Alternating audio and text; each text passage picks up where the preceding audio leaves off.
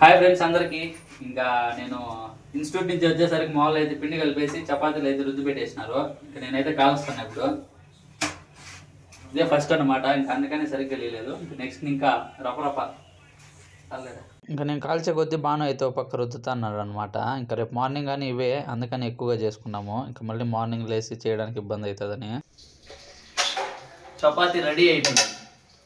చపాతీలు అయితే రెడీ అయిపోయినాయి అనమాట. ఇంకా ఏంది ఇదే కర్రీ? వంకాయ వంకాయ కర్రీ కాదు ఫ్రైయా?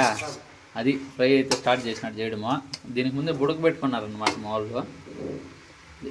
ఏం చెప్పండుకో